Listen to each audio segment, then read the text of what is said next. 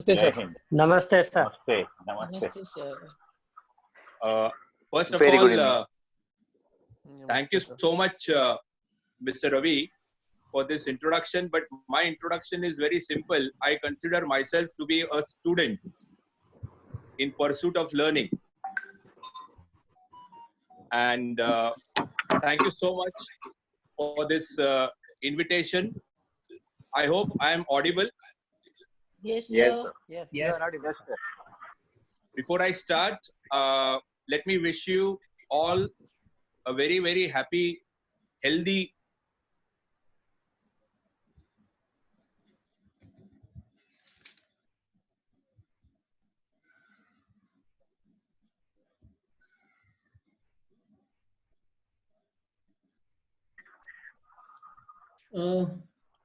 Sunil sir, can you please unmute yourself?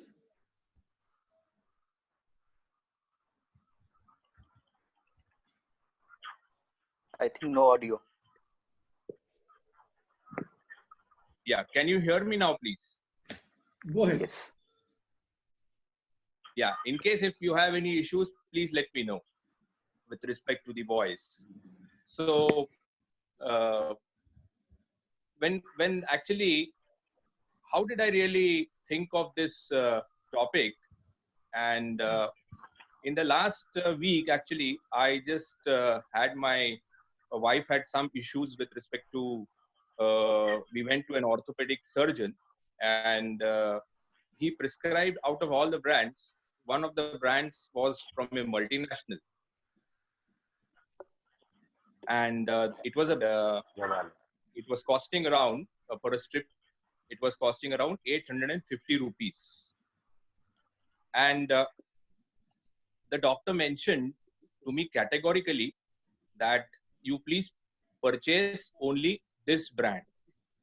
So because he gave a certain reason, and that actually created a curiosity in me that what is it about this brand. And when I inquired at the chemist, I found out that the other brands of same pregabalin were costing around 7 to 8 times economical as compared to this brand. So that triggered basically this thought process that there is something which doctors are very particular about. And that is actually the triggering factor for this discussion, these thoughts which I am going to share with you on value, that value-based strategy, a contemporary paradigm for businesses and marketing. Now, for the sake of our discussion, I have divided this evening's talk into 4 components for the sake of simplicity. Let me tell you that I believe in the KISS philosophy.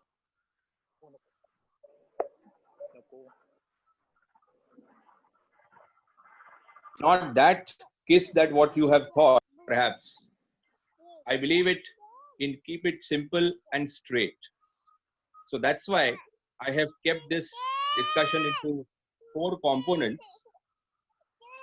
And the first component is actually, I will take you through the historical perspective on marketing. The second component is on actually understanding what is value and the importance of value, especially in pharmaceutical marketing. The third component is why do we need to focus on this value aspect, and how do we actually focus it? That's what I call it as the value-based strategy, which is what I had shared it with all of you on the social media. And the last component of this discussion would actually be the strategizing part, how to devise strategies out of this value-based thought process and the way forward. So these are the 4 components into which I have divided this talk for the sake of simplicity. And then as we move along, we would actually discuss amongst ourselves for any questions or any important additions being brought out by the members of this discussion. So,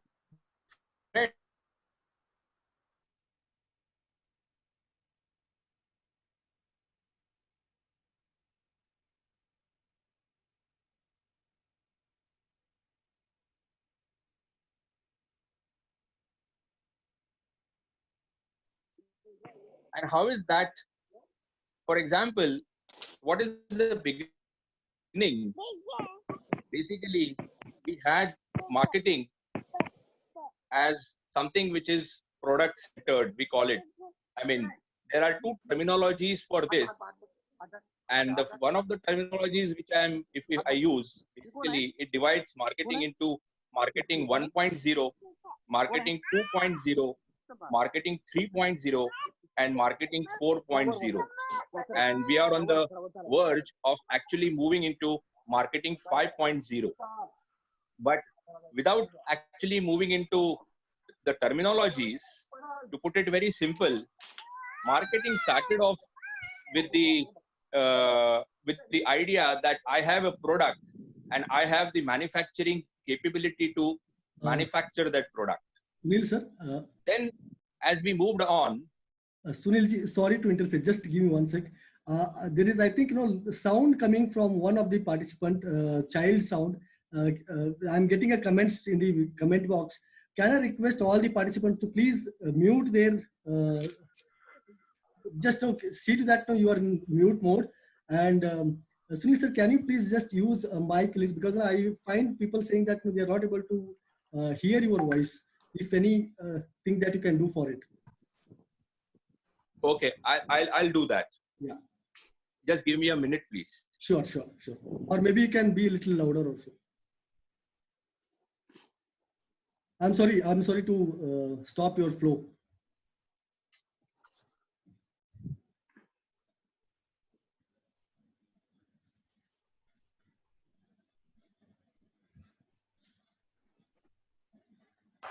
Am I audible? Fantastic. I hope I'm audible now. Yes. Sir. Surely. So, continuing with our discussion, we had marketing where it was basically product centered. Then we had more number of manufacturers coming into the fray, and we had more number of products, and we had also a proliferation of brands, and therefore marketing went into a different mode which was focused on the customers as well as brand centered. So it became brand centered marketing. Then we moved ahead, and then marketing went into, when we had more number of manufacturers and more number of brands, it moved into relationships, and relationships became the core epicenter of marketing for the various organizations and the various brands. And then as the technology moved ahead, the digital component came into the fray, and then there were some organizations adopting also a digital marketing into their strategies. So in this context, when we look at all this evolving of the marketing, today what we see, we are actually in the mix of marketing 3.0, 4.0 as well as 5.0 as far as India is concerned. And when we have a look at into our environment, we see that there is an excess of everything around us. There are excess of products, there is excess of brands, there is excess of information. And that's what I call this as an era of surplus or overabundance. You can look into various sectors. You can look into the FMCG sector. You can take any product category into the FMCG sector. You can take into consideration the consumer durables sector. You can take into consideration the retail sector. You can take into consideration the automobile sector, the hospitality sector, the banking sector, the telecom, as well as, of course, our pharmaceutical sector also. In India today, we have around 60 to 65,000 brands, and that is what an environment we are actually facing. And of course, that is the environment which everybody is facing, which is, I call it as the environment or the era of surplus or overabundance. So if we have this kind of environment surrounding us with brands coming in day in and day out, are we really making any dent into the doctor's chamber for that crucial decision of getting a prescription from the doctors? Some of the brands are successful, maybe some of the brands are intermittently successful, and some of the brands unfortunately really do not move ahead as far as the PLC is concerned. So what is it actually, that would sustain, or that something which would, attract the attention of the doctor? And that is where I bring into this concept of value. So what is this value?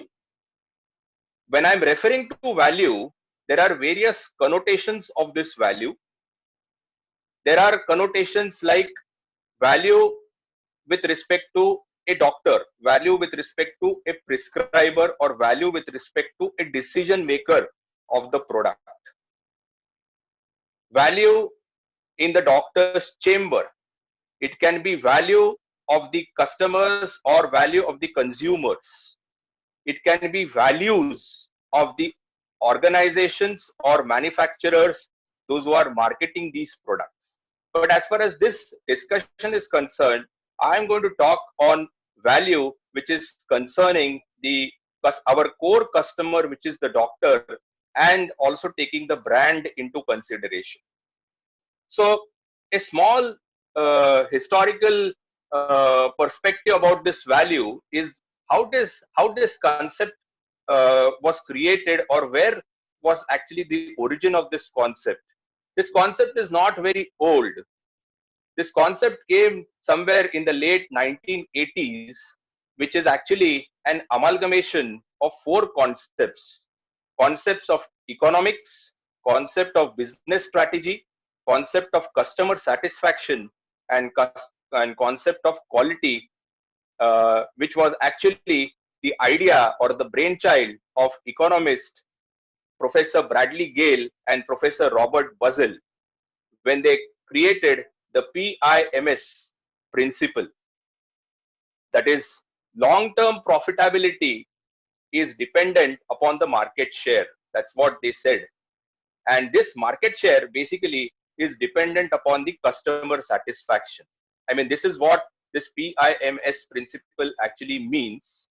But what they said further is that how do you really measure this customer satisfaction? And they said that there has to be a measure of this customer satisfaction by capturing the customer's perceptions of the value. And that is where actually came the origin of this concept of what is this value. So when we actually look into what is this concept of value, for a simple person, for a layman, I put it as value is basically the comparison between the benefits with respect to the price, for a very simplistic understanding of this particular concept. But as far as a doctor is concerned, who is our core customer, there are slightly different connotations of value. There are basically three connotations I find with respect to this core customer's understanding, or what we need to strategize with respect to value.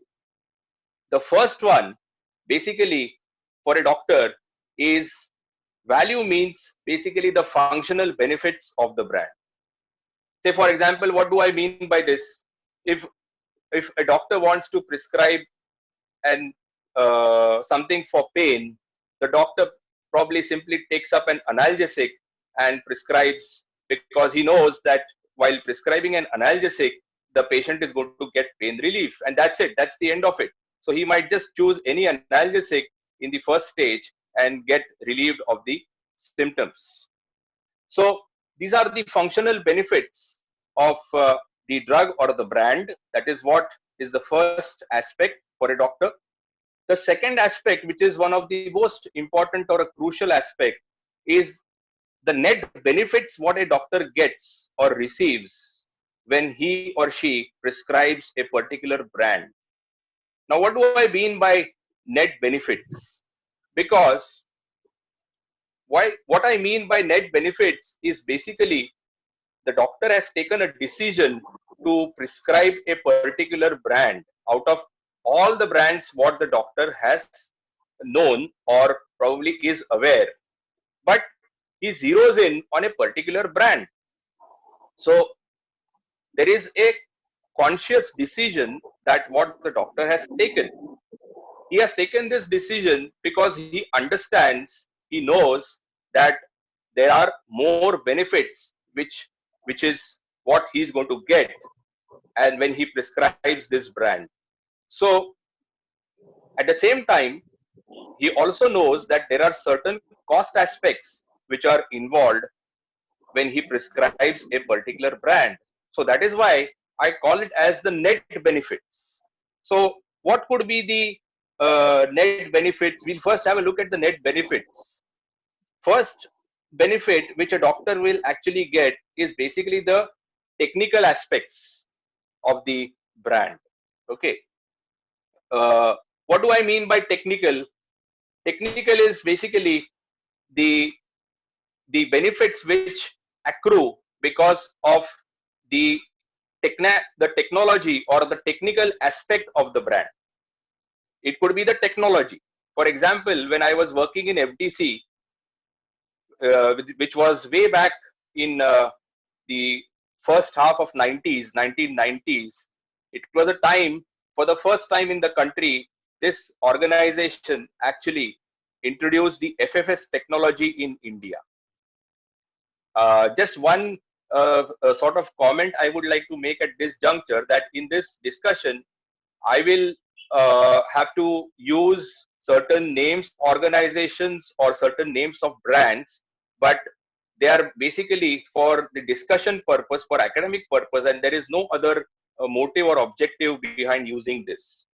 So FDC was this company which introduced this FFS technology for the first time, and one of the very crucial benefits by virtue of which this there was a very big acceptance of this technology was that all the ophthalmic preparations manufactured by this company did not have any human perspective or human input in the manufacturing process, and that was a big benefit as far as the ophthalmic preparation was concerned.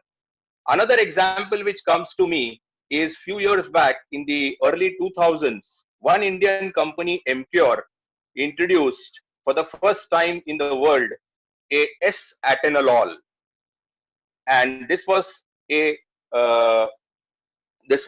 something which came in for the first time not only in India but also in the entire world. So what was actually the benefit which came out of this? The organization claimed that, of course, the effectiveness as well as the safety was higher. Particularly, they also said that now even the asthmatics could be safely prescribed this particular brand because it was S-atenolol, and it was not the same atenolol which was being marketed by other organizations. Also, another reason what they said is because of this S-atenolol, which is different from other atenolol, the dosage can actually be reduced as low as 50% of the conventional dosage. So these are, some of the examples of the benefits which accrue because of the technical component of the brand. Another example, which is again from my own company, when I was working in Bayer. Bayer had a research molecule across the world, nifedipine, which is a calcium channel antagonist.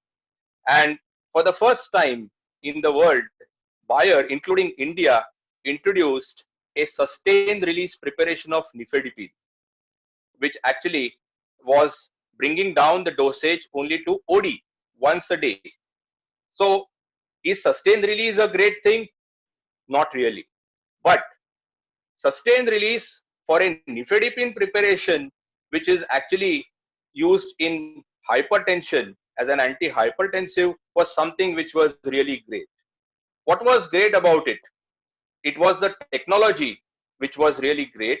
By virtue of this technology, the action of nifedipine was actually for resembling the circadian rhythm in the body, and moreover, it was the nifedipine which was coming out of the tablet was actually uniform throughout this 24 hours.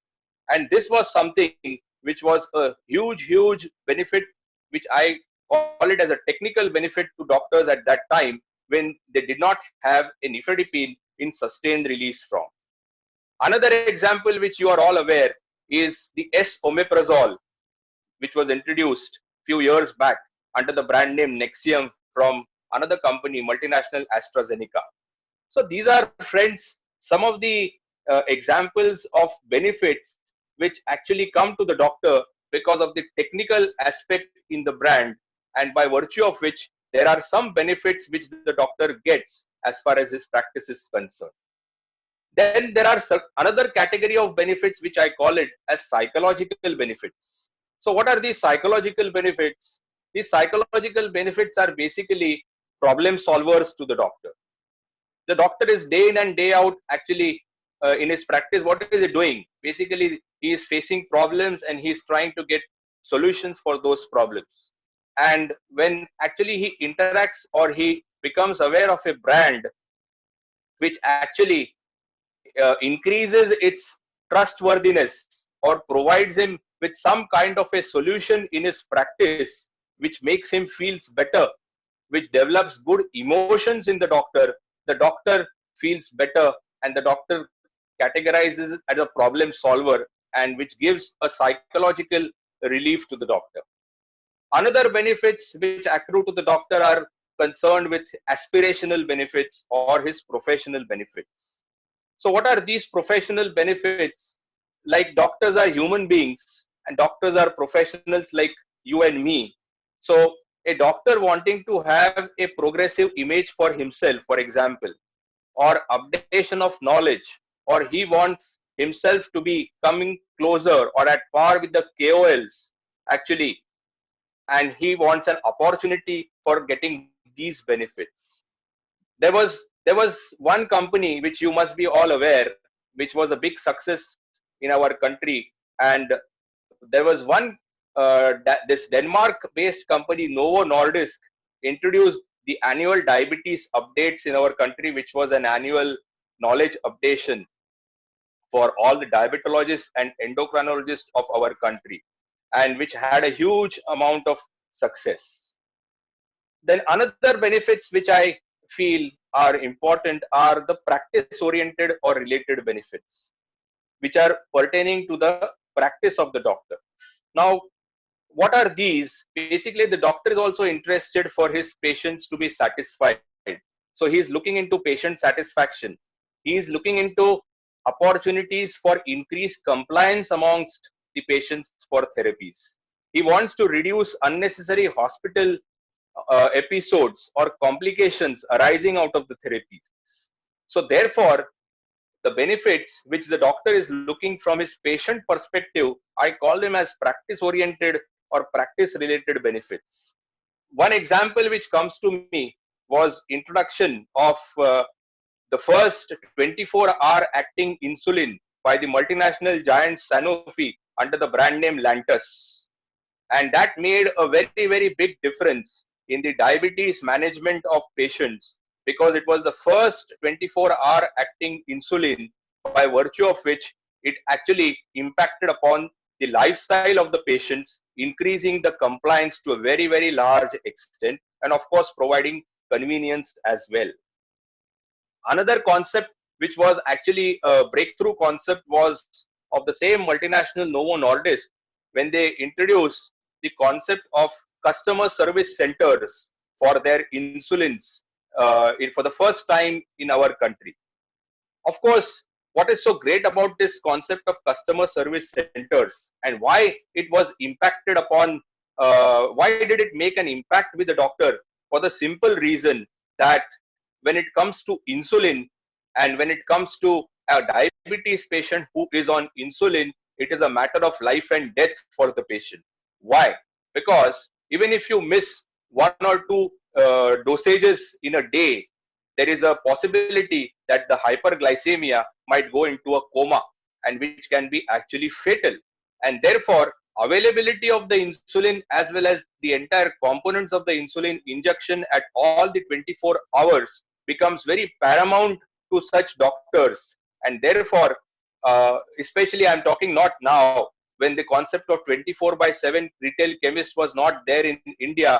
I'm talking an era which was slightly before that, when we did not have this concept of 24/7.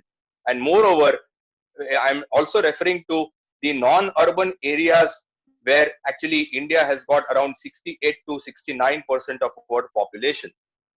Another benefits which I feel are important are the social benefits which a doctor might look in for himself or herself. What are these social benefits? Basically, the doctor is practicing in society, the civil society, and he is actually trying to create a very clean image for himself or a patient friendly image for himself. So that is another benefit which the doctor is actually having at the back of his mind. Another benefits we can look into are the technological benefits. These are different from the technical benefits which I just mentioned. Technological benefits are the benefits which come or which accrue because of the development of the technology. Now today, last few years, if we have seen that we have actually got another media with us, which is the digital media. And technology, the advancement in technology is also making inroads in leaps and bounds. But of course, I will not actually go into the details of this because that becomes the subject of a different discussion.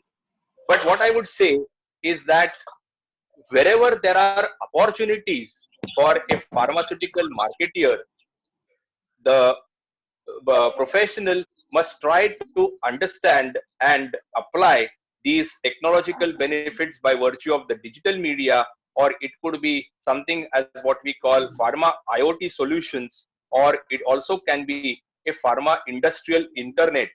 And of late, last 2 years, we have also moved into another area, emerging area by virtue of the advancement in technologies, and that is the digital therapeutics area.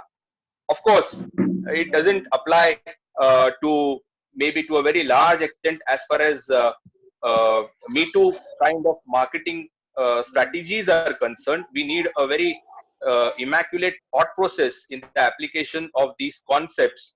But certainly, there are certain benefits which are there from these technological advances, and a marketeer can consider these benefits and apply them wherever it actually fits into.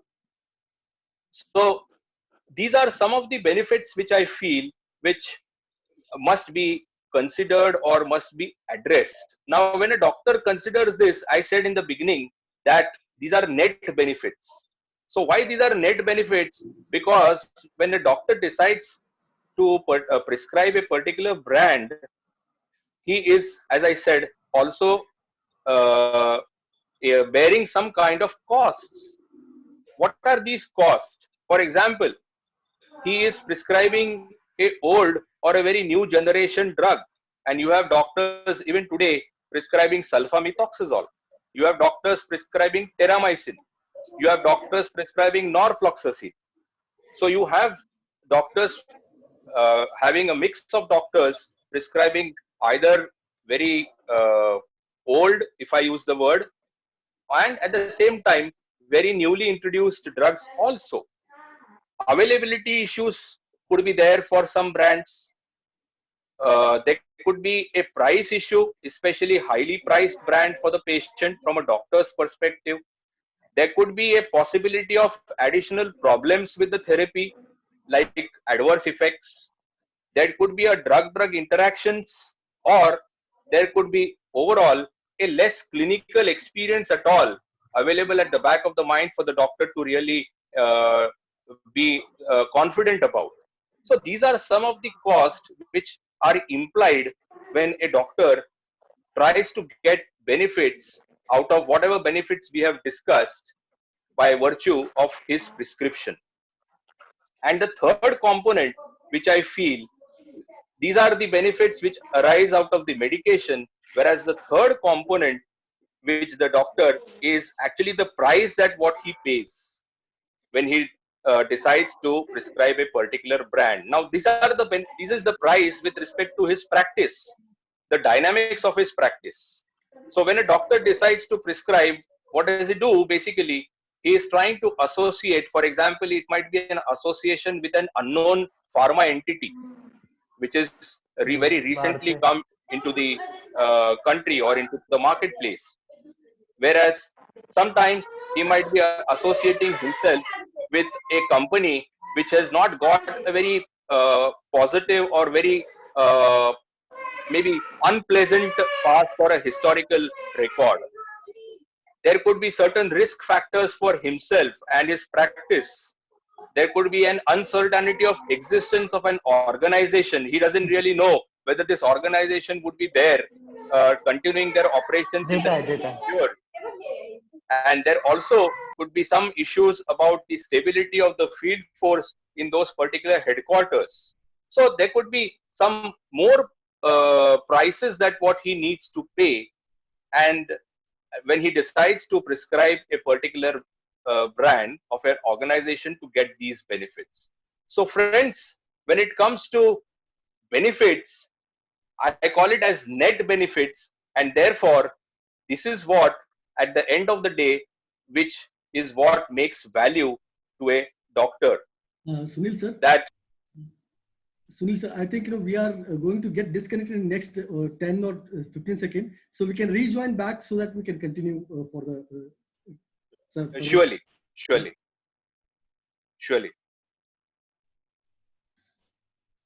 We'll end the session here and we'll rejoin again back. Surely. I have sent the link in the WhatsApp group and as well as in the